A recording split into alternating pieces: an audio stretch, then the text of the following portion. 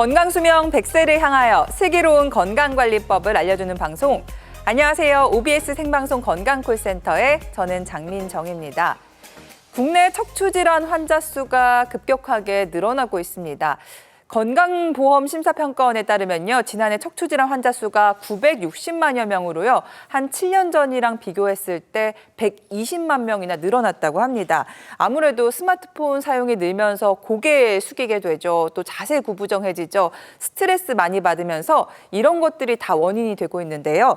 척추 어떻게 관리하고 치료하면 좋을지 오늘 척추 건강에 대해서 알아보는 시간 마련했습니다. 오늘의 주제는 늘어나는 척추 질환자, 대표적인 척추 질환 과 치료법은이고요. 여러분들 궁금하신 점 많으실 것 같아서 무료 문의 전화도 활짝 열어놓고 있습니다. 허리 통증 갖고 계신 분들, 목 통증 갖고 계신 분들 오늘 저희 쪽으로 문의 주시면 되겠는데요. 시청자 참여 방법부터 안내해 드리겠습니다.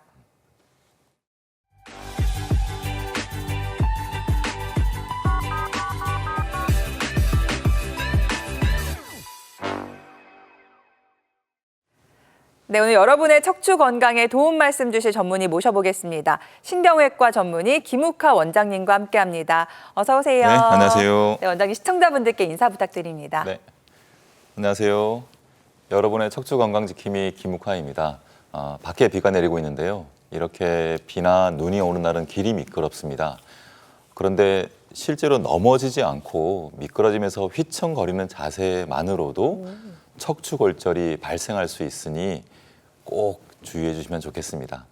저는 오늘 방송을 통해서 늘어나고 있는 척추 질환과 그 치료법을 여러분에게 전해드리겠습니다.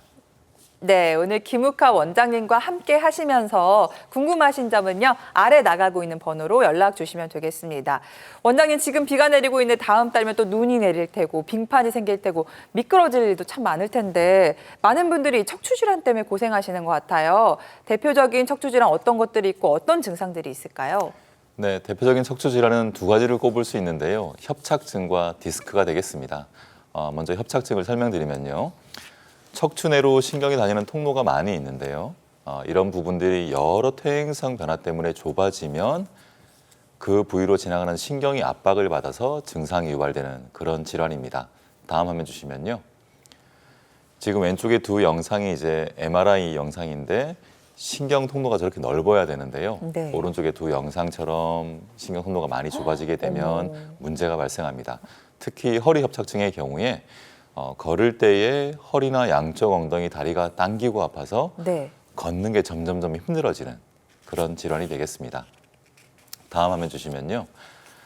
디스크는 정상적으로 있지 않아야 될 곳으로 디스크가 튀어나와서 신경을 눌러 증상을 유발하는 병이 되겠습니다. 다음 화면 주시면요. 지금 심한 디스크 영상을 보여드리고 있는 것인데요. 노랗게 칠해진 저 많은 양의 디스크가 저렇게 튀어나오면 저 공간으로 편하게 지나가야 될 신경이 눌리고 그것 때문에 통증이 유발됩니다. 특히 허리 디스크의 경우에는 한쪽 엉덩이나 다리가 너무 당기고 아프고 심지어는 많이 저리기도 해서 그리고 또한 어떤 자세를 취해도 통증이 가라앉지 않아서 어쩔 줄 몰라 하는 그런 질환이 되겠습니다. 네, 이렇게 대표적인 척추 질환으로 척추관 협착증과 허리 디스크를 소개해드렸는데요. 증상에 두 가지가 조금 차이가 있는 것 같은데 그렇다면 통증 부위에 따라 우리 척추 어디에 이상이 있는지도 저희가 유추해 볼 수 있을까요? 네, 척추 내에 어느 특정 부위만 아파도 허리가 아플 수 있는데요. 네. 그래서 허리가 아프다는 것만으로는 척추에 어디가 안 좋은지를 유추하기가 쉽지는 않습니다. 하지만 다리 쪽에 통증이 동반이 되면 그 유추하는 방법이 있는데요. 다리의 바깥쪽으로 통증이 유발이 되면 요추 4번, 5번 사이에 문제가 있겠다 추측해 볼 수 있고요. 다리의 뒤쪽, 허벅지 뒤와 종아리 쪽으로 통증이 동반이 되어 있으면 요추 5번과 천추 1번 사이에 문제가 있겠다 이렇게 예상을 할 수가 있습니다. 특히 시청하신 여러분께서 꼭 명심하실 것은 허리가 아프지 않고 다리가 아픈 경우가 있는데요. 이럴 때에도 척추의 문제로 그럴 수 있다는 점은 꼭 기억해 주셨으면 좋겠습니다. 네. 허리가 아프지 않고 다리에만 통증이 있으시더라도 이 척추의 문제일 수 있다는 점 다시 한번 기억해 보시면 좋을 것 같고요. 척추가 우리 몸의 대들보라고 하기 때문에 여기에 문제가 생기면 모든 일상이 불편해지거든요. 그래서 특히나 통증 초기에 병원에 오시는 게 가장 중요한데 이 단계별 치료에 대해서 좀 소개를 해주시면요. 병원에 일찍 올수록 가벼운 치료를 받을 수 있는 거죠? 맞습니다. 설명을 잘 해주셨는데요. 네. 어디가 아프시면 병원을 빨리 내원하셔야 되는데 그 이유는 가벼운 간단한 치료만으로도 그 증상을 해소할 수가 있기 때문입니다. 지금 화면에 보시는 것처럼 척추 질환도 이런 몇 단계의 치료를 가지게 되는데요. 가장 중요한 것이 1단계 보존적인 치료가 되겠습니다. 빨리 내원하셔야 되는 이유가 바로 이것인데 약물 치료와 물리 치료, 운동 치료 그리고 신경 차단술 등의 방법이 있습니다. 빨리 내원하시면 이 방법만으로도 증상을 빨리 해결할 수 있으니까 명심해 주시면 좋겠습니다. 그런데 이 1단계 치료만으로도 증상이 해결되지 않으면 2단계인 비수술적인 치료를 받으셔야 되는데요. 여기에는 증식 주사 치료, 신경 성형술, 그리고 양방향 내시경술 등의 방법이 있습니다. 안타깝지만 네. 소수이긴 하지만 여러 치료를 아무리 거듭받아도 증상이 해결되지 않는 경우가 있습니다. 이럴 때는 어쩔 수 없이 3단계인 수술적인 치료를 받으셔야 되는데요. 여기에는 인공 디스크 치환술 그리고 나사못을 이용한 고정술, 유압술 등의 방법이 있습니다. 네. 말씀대로 이제 내 허리 통증을 약 먹고 또 물리 치료 받고 해결해 보면 제일 좋을 텐데 그 단계가 지났다면 이제 2단계 치료에 해당하는 비수술적인 치료들을 고려해 보셔야 되는데요. 그 중에서도 여러분들이 좀 보다 손쉽게 접근할 수 있는 증식 주사 치료에 대해서 소개해 드리려고 합니다. 어떤 원리로 치료가 되는 거죠? 네, 척추도 인대와 힘줄이 많이 분포되어 있는데요. 이런 부분들이 손상을 받았을 때 불완전하게 치유가 되면 통증이 유발되고 만성화의 과정을 거치게 됩니다. 바로 이 부분을 치료하는 방법이 증식주사 치료가 되겠는데요.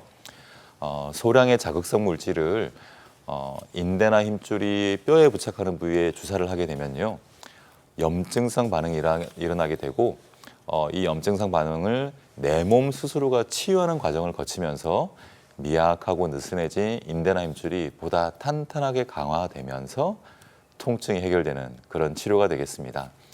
대개 4주, 한 달 간격으로 6 내지 10회 정도를 치료하고 있습니다. 네, 이런 원리를 통해서 진짜 내 몸 스스로의 재생 그 능력을 꺼내는 증식 주사 치료. 가장 효과가 이런 분들한테 치료했을 때 좋습니다. 이런 치료 대상들을 꼽아주신다면요?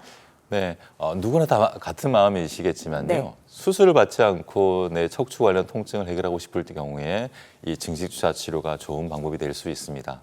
또한 1단계 보존적 치료를 아무리 받아도 증상이 지속될 때 그리고 신경차단술에 쓰이는 스테로이드의 부작용 때문에 신경차단술을 우려하는 경우에도 이 방법이 좋겠고요. 수술을 받고 잘 지내시다가 증상이 재발하는 경우에도 이 증식주사 치료를 통해서 그 통증을 해결할 수가 있습니다.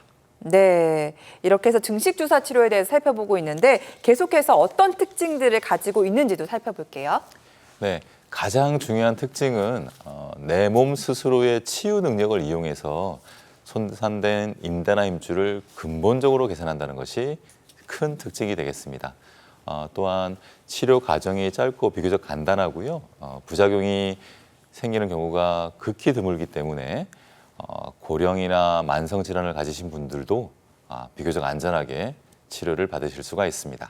네, 그렇다면 이런 특징들을 가진 증식주사 치료, 실제 치료 받아보신 분들의 사례도 한번 살펴보도록 하겠습니다. 앞서 치료 대상 꼽아주시면서 수술을 한 차례 받았는데 또다시 통증이 재발한 경우도 가능하다라고 말씀하셨는데 이분이 그런 경우인 것 같아요. 70대 후반 어머님의 사례 함께 볼까요? 네, 화면 보시면 77세 어머님이 되시고 있고요. 네. 3년 전에 요추 5번과 천추 1번 사이에 나사못을 이용한 이제 고정술 유압술을 받고 잘 지내셨는데 최근 몇 개월 사이에 엉덩이와 다리가 다시 아파졌습니다. 예, 왼쪽에 보시는 것이 MRI 영상이 되겠는데요. 요추 3번과 4번, 4번과 5번 사이가 협착이 있고 특히 4번과 5번 사이는 뼈가 앞뒤로 약간 어긋나는 전방전이증이 있는 상태인데요.